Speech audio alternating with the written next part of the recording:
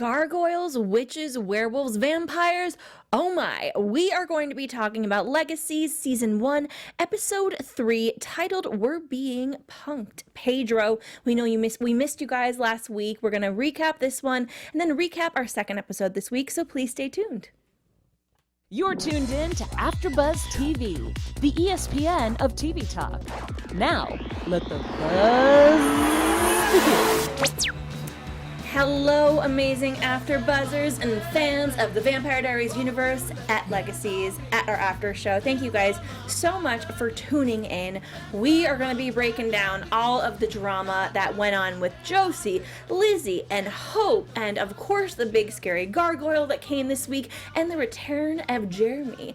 I am your host, Sam Davidson, and we have two beautiful co-hosts this evening. We have a new member to our team, but Taylor, introduce yourself. Yeah, you guys all probably know me by now. Taylor Gates. Yeah, I'm excited. I'm excited to talk about this. I'm sad we missed it last week. I know. Sorry, guys. And I'm Alexus, new to the panel, which I'm really excited because I love the Vampire Diaries in the original. So hi, guys. Yes, and for you guys, Alexus is someone that's familiar with this universe. Mm-hmm. So ask us questions. She's in the live chat. It's going to be a lot of fun. We're going to be talking about last week's episode because we couldn't cover it because our TV wouldn't show it to us because of the devastating fires here in California. But we're going to be breaking it down, and then we're going to be switching over to this week's episode. So please stay tuned for that. But it is going to be a very packed evening. What did you guys think overall of our Gargoyle episode?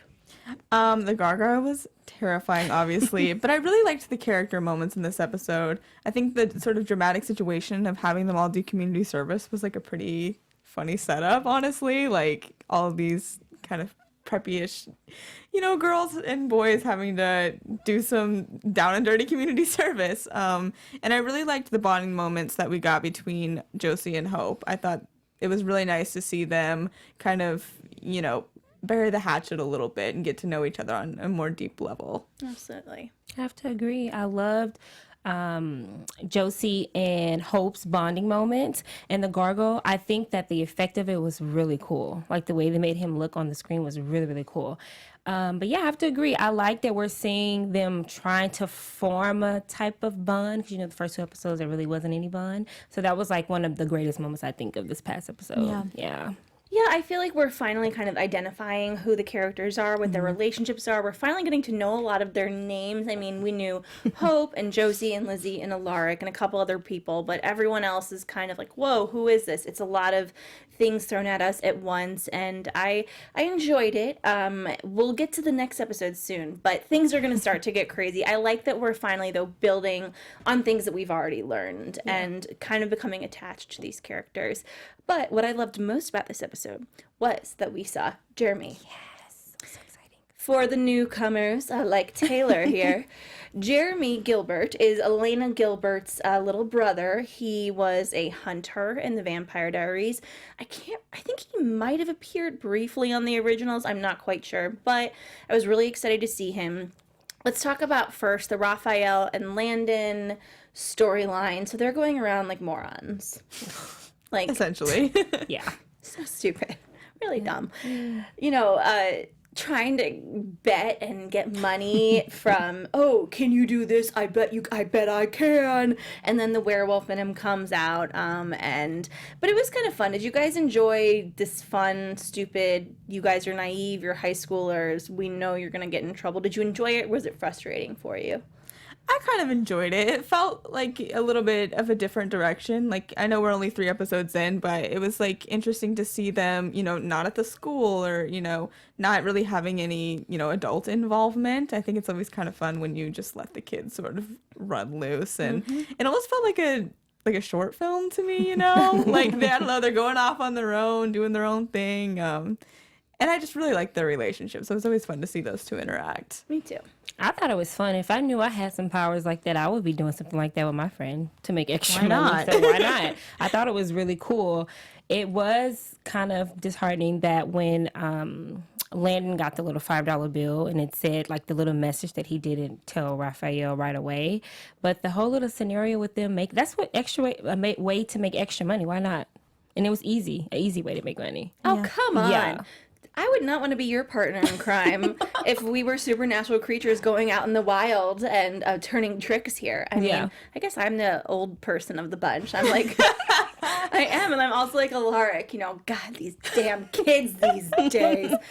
But Jeremy Gilbert swoops in, and I'm just like eyeing the chat just like a little bit. And I mean, everyone's like, he's still hot. And yes, he is. He's so beautiful.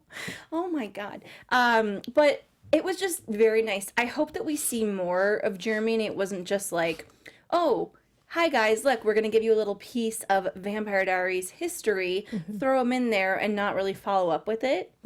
Because I still have a hunch that Landon is maybe part of Jeremy's tribe of some sort.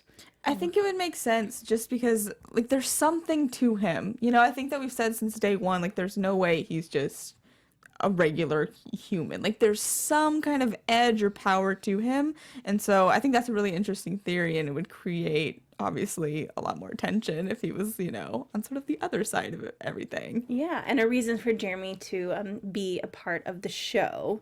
And he is the one that wrote the message on the bill, and he's trying to protect them. So I like that Alaric, has his little tricks up his sleeve of these people that are out kind of helping him. And it was always nice to see him. I really appreciated that. I didn't even think it was him when he was texting whoever he was texting and said they're here. Jeremy was the last person I expected that to be. Did you guys notice that he had the phone in the back of the crowd and he put they're here? I think he was obviously texting Alaric, but he was the last person I expected to see on the show. So I do hope they bring him back for more. Yes, I would love for him to pop up one day. When I'm I don't know, in crisis, maybe he got in a car accident and he goes, "I'm your new best friend," and I'm like, "You're gonna be a lot more than that." Those are just my personal feelings. But we got a little taste of it. I think we're going to get more of it. Before we get on to the gargoyle of it all, we, of course, also have a lot of stuff here going on at AfterBuzz that we would like to remind you guys of. Yeah, so here at AfterBuzz, our network actually produces after shows for nearly all of your favorite TV shows. From dramas, reality TV, sci-fi, and more, there is no network that works harder to serve television fans. But we need your help. We're asking that you please subscribe to one or more of our YouTube channels. By subscribing to our channel, YouTube will suggest content that is tailor-made for you, and you'll help AfterBuzz continue to grow. And if you're worried about pesky notifications, don't be, because they're completely optional. So hit that subscribe button now for this channel, and check out our other AfterBuzz YouTube channels as well. Let us know you did so in the comments, and we'll thank you on air. And we love having you guys in the comments. We love hearing your thoughts. So yeah, keep jumping in there. But for now, thanks for being the best fans and for helping us be the ESPN of TV talk. I gotta just say, for a new show, even though this isn't a new show, but it is a new show, the amount of viewers and fan interactions already has been absolutely phenomenal. To have so many of you guys in the live chat right now that you don't even know what episode we're doing is so freaking awesome. Yeah. And I love you, like, from the bottom of my heart. Yeah. So let's talk. This was Lizzie's episode. She is with Pedro, the cute little boy, and she kind of sacrifices herself, for him. She brings him to safety, and there's this big gargoyle that comes, and what's the term? I'm going to say it incorrectly, but he makes her stone. I don't know what the word is of what he did to her, but he turns her into stone. She's like paralyzed, right? Yes. She can't move. He like scratches her. Yeah. And so she can't move. She's paralyzed, and he turns her into stone, kind of like he is. Or I don't know why I assume the gargoyle is a man, but I just do. Sorry, guys. And it's really, really a good moment for her because she's kind of been annoying to a lot of people, and she still kind of is.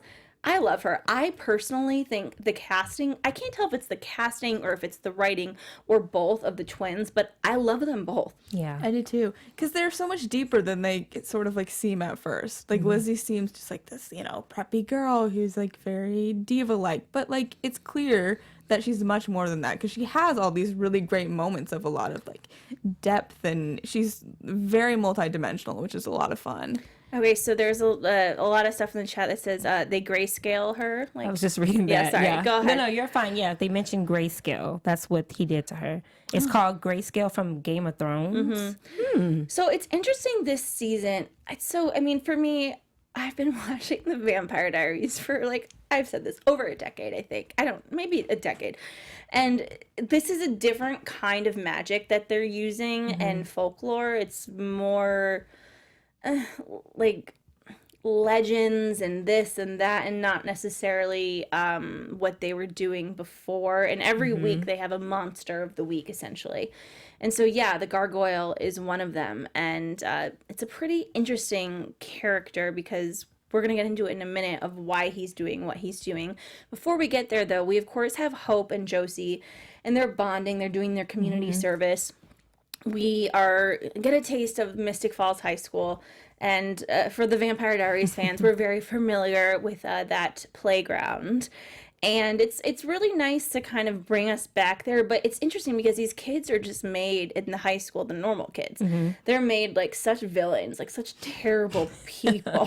What did you guys think about that? I mean, they can't all be bad, right? No, I don't think so. I don't think they're all bad. Maybe, I don't know why they make them out, but it's funny how TV makes high school out to be when in reality we know high school is not like that. So I don't know why they make them out to be like that, because I don't think they really are, even though Connor, was that his name? The jock guy? He ended up being a bad guy in the next episode. But I don't know why they made them out to be like that. That's interesting. I think it's kind of funny because it's kind of an unexpected sort of reversal, and it's like just sort of depends on your perspective, because it's like this is literally, we're at a boarding school for like magical like vampires and werewolves and all these people you think would be like so aggressive and scary, and really it's the mortals that are like the most terrifying and cruel. Like, it's just funny because it's like not what you'd expect. Yeah, it's a different take on things because in the Vampire Diaries, when we start at high school. And Stefan Sal, I have the chills every time I talk about the Vampire Diaries. Honestly, you guys, I need a life. It's like ridiculous. But he infiltrates the school, and we get to know the characters of the high school as just like they're one of us, and we kind of relate to them. But in this, they're posed as villains in a way. And it's interesting too because Caroline, who is mentioned in this episode by Josie when she's talking to Hope, she's away doing long-term recruiting, she says. And I will post this on my Twitter. I think I keep on saying I'm going to for you guys, but I'm really going to do it. I interviewed Candace King now, who plays Caroline, and she says she will not be making an appearance this season. I don't know, though. She says never say never. And that line, my friends, got me a lot of views on YouTube. So, never say never. But they mention her. I don't like that. It just doesn't make sense that she's not there. Yeah. Long-term recruiting. I would like a little bit more information. But the reason I brought her up too, though, was because the characters that we see in the high school, the beginning of the Vampire Diaries, she was not a super likable character, Caroline. She was a biatch, and she was the mean girl, and she was a lot of fun. I still think she was more fun than the girls that are on it, this season, but we're just seeing it from a different perspective, which I like and think is very interesting. And yeah, so Hope and Josie are bonding, and Josie and Lizzie had gotten into an argument, and so I think these three girls essentially... This show reminds me of a lot of other supernatural shows I watch, like Charmed. And I know Riverdale isn't technically supernatural yet, but I have my theories, okay? Especially after this Gargoyle BS. I mean, they're literally telling the same stories. They're having a Gargoyle entire storyline on Riverdale right now. So I think that these three girls are very powerful together. I agree. I like that. Yeah. Iconic trio. Right? Yeah, and we'll get into that in the next episode. Yeah. But Josie and Josie and Hope are kind of bonding together to find Landon. They're doing a spell together. And that's when Josie starts feeling the pain, the twin pains. I always wish I was a twin. That's so cool. I mean, it's not cool to feel their hurt, but that's like cool to have that bond with someone, I know. I love that they're using that trope so much this year. I feel like in TV, like we were talking about, if you've seen Haunting of Hill House, like they do that there too. It's just such an interesting like thing that can happen, especially in these more supernatural shows. I think it's real. Anyways, I really do. I do too, to an extent. Yeah. You were in the womb together. So you got to know what's going on with each other, okay? You're connected in some way. And they go back to the house and, essentially together, Hope and Josie save the day and are able to, get rid of this gargoyle. And also, though, it's because Alaric figures it out that the gargoyle is just protecting humans. And he is against every single member of this school, except for Alaric, which again, he is not a supernatural being. God knows how he's going to remain alive. That's crazy for the entirety to me. of the season. That's absurd. But good on you, man. Way to take that risk. Very, very brave. He has a lot of love for his daughters, and I guess that is his power. There, I like that. Power of love. Yeah. Good analyst. But what did you guys think about Josie getting pissed because she thinks he essentially tried to sacrifice himself for Hope? I mean, if I was in her shoes, if my dad would have done something like that, I would be upset. But then again, she has to know that her dad kind of knew what he was doing.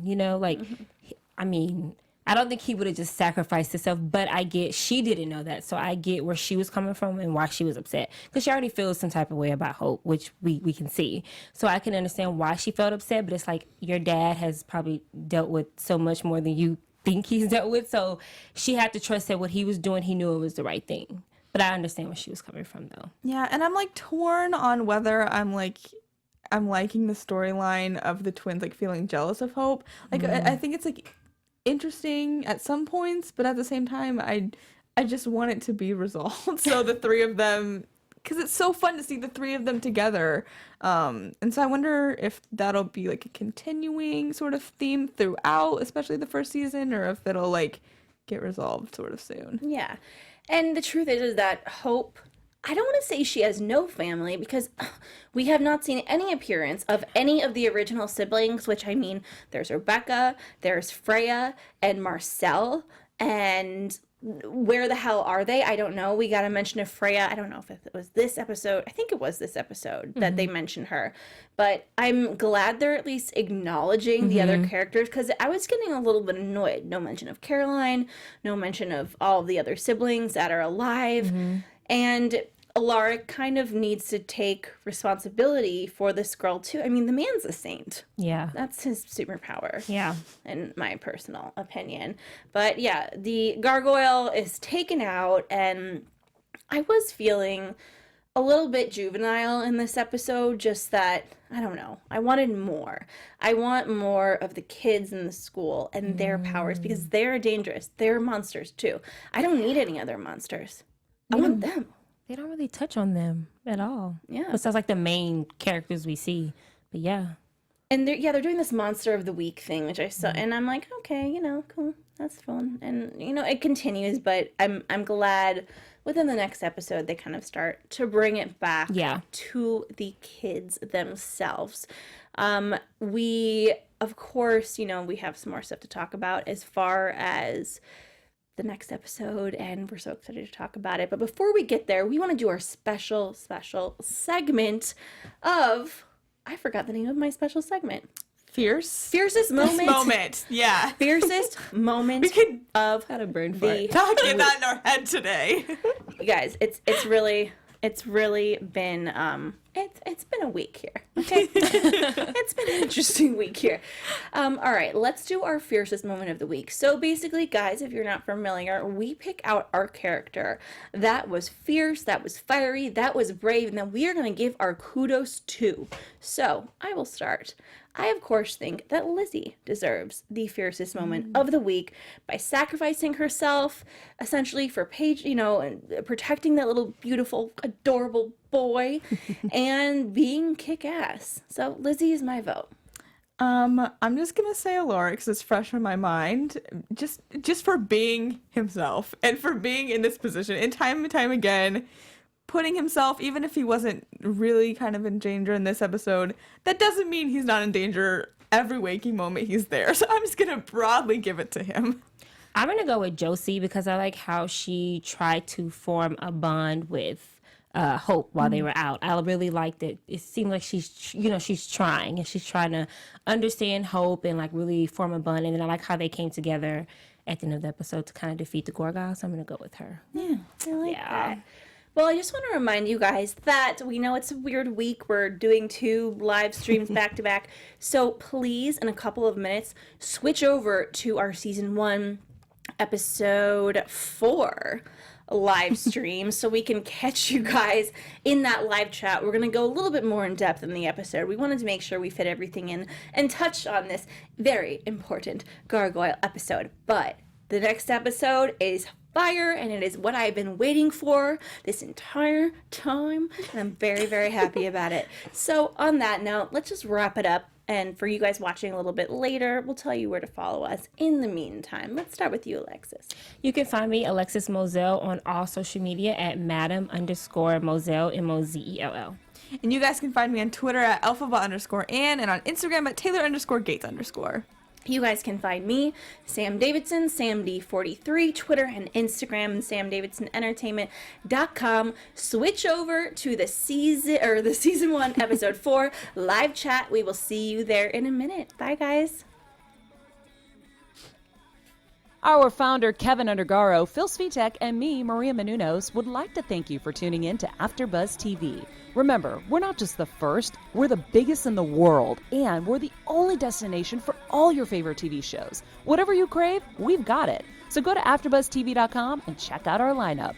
Buzz you later. The